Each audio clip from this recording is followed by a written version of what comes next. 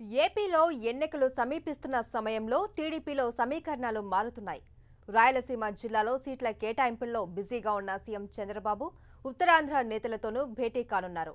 ఇప్పటికే విశాఖ జిల్లా నేతలకు సంబంధించిన పూర్తి సమాచారం అందుకున్న బాబు విశాఖ జిల్లా నాయకులకు నేడు అపాయింట్మెంట్ ఇచ్చారు. దీంతో విశాఖలో టీడీపీ టికెట్లు ఆశావహులకు ఇస్తారా లేక సిట్టింగ్లకే కేటాయిస్తారా అన్నది మరికొద్ది సేపట్లో తేలనుంది.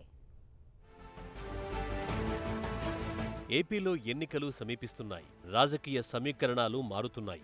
ఇప్పటికే ముఖ్యమంత్రి రోజుకో జిల్లా అభ్యర్థులను ఖరారు చేస్తున్నారు. ఈ నేపథ్యంలో నేడు విశాఖ జిల్లాకు చెందిన నేతలతో సమావేశం కానున్నారు సీఎం చంద్రబాబు.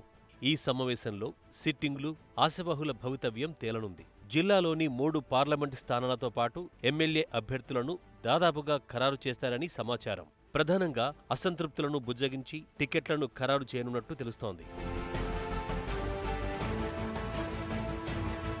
ఈ సమావేశంలో సిట్టింగులకే అధిక ప్రాధాన్యం ఇవ్వనున్నట్టు తెలుస్తోంది. విశాఖ ఈస్ట్ నుంచి వెలగపూడి, వెస్ట్ నుంచి గణబాబు, సౌత్ నుంచి వాసుపల్లి గణేష్ కుమార్లు సిట్టింగులుగా ఉన్నారు.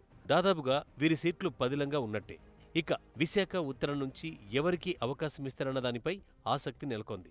యలమంచిలి ఎమ్మెల్యే పంచకర్ల రమేష్ బాబు ఈ స్థానంపై ఆసక్తిగా ఉన్నారు.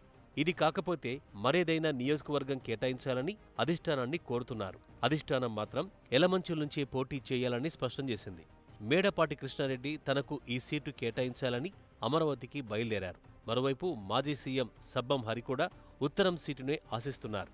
అయితే టీడీపీ వ్యూహం మారితే మంత్రి గంటా శ్రీనివాసరావు ఈ స్థానంలో పోటీకి దిగే అవకాశం ఉందని భావిస్తున్నారు. ఇక అనకాపల్లి పార్లమెంటరీ స్థానానికి కొణతాల రామకృష్ణ పేరు వినిపిస్తోంది. విశాఖ డైరీ చైర్మన్ అడారి తులసిరావు కుమారుడు ఆనంద్ కూడా అనకాపల్లి పార్లమెంట్ రేసులో ఉన్నారు. మరోవైపు మంత్రి అయ్యన్న పాత్రుడు తన కుమారుడు విజయ్కి అనకాపల్లి ఎంపీ సీట్ ఇవ్వాల్సిందిగా కోరుతున్నారు.